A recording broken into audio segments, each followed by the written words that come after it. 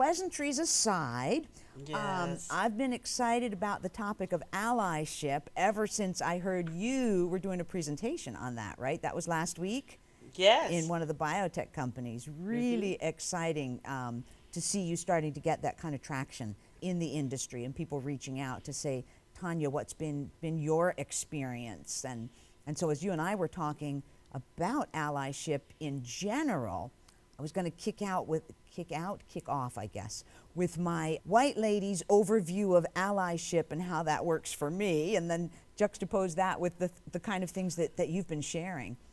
That sounds really good, Maura. I would love to hear your perception and perspective in regards to allyship and how you've experienced it or witnessed it. So I'm listening.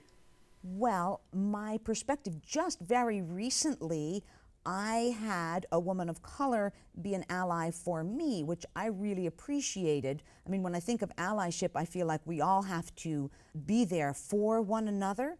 And I am active in our town's work for LGBTQIA plus type initiatives. And I have an issue with the way our town does not decorate for Pride Month. I want more flags, I want decorations, and I need the select board to change some of their policies. And I've been lobbying and lobbying the select board. I said, maybe have a listening session, talk to the people in town who are in the LGBTQ community or are allies of that community.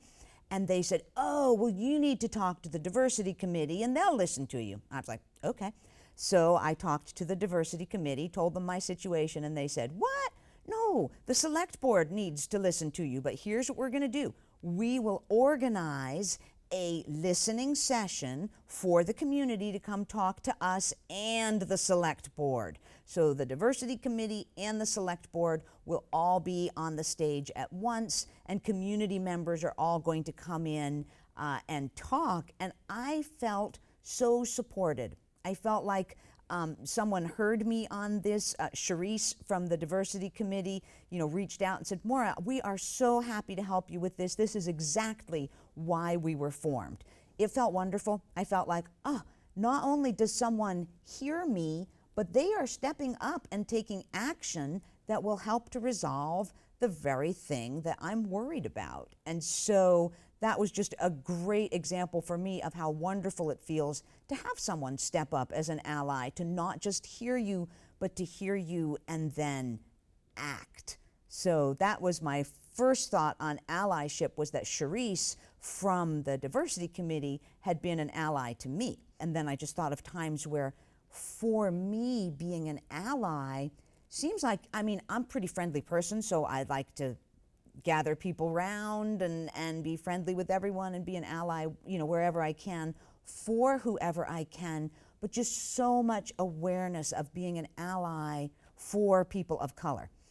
And so I try more intentionally to do that.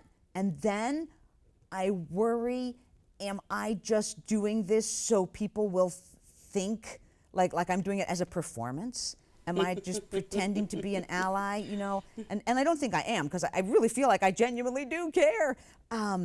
But that came up. And then, as you know, Charisse sent me that article that I sent you, which talked about the difference between genuinely being an ally for someone and just being an ally for performance purposes, and not be, it's because you're trying to look good somehow, as opposed to just, no, let's just do some good in the world because the world needs some good.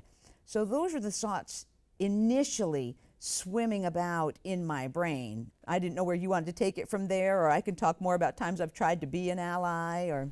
Well, I think you're on track. And to be honest, I would have to say that you have kind of demonstrated and spoken in a manner that is common or traditional for most, let's say, privileged folks in the workplace. Got ya. But things are changing now. Yeah.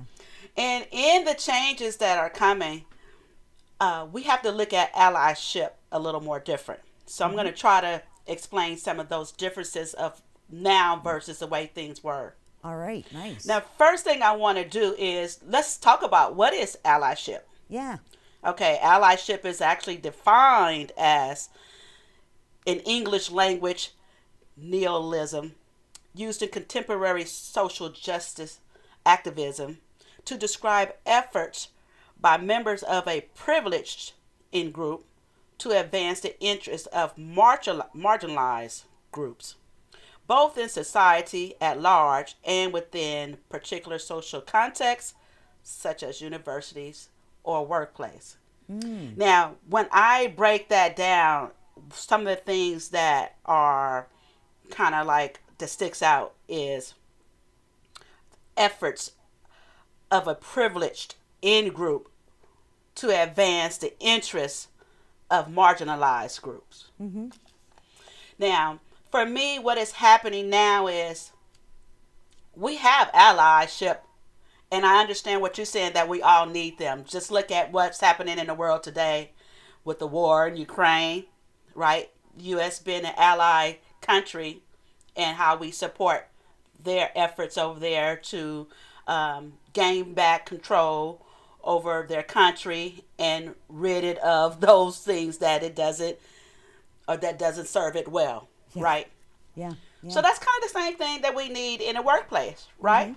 Yeah. You need either the employer, other employees, colleagues to support each other at work as well, especially for those who are marginalized, underrepresented, or could possibly be going through unfair circumstances within the workplaces.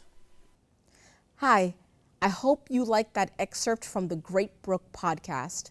Don't forget to like, subscribe, and hit the bell icon so you don't miss a new upload.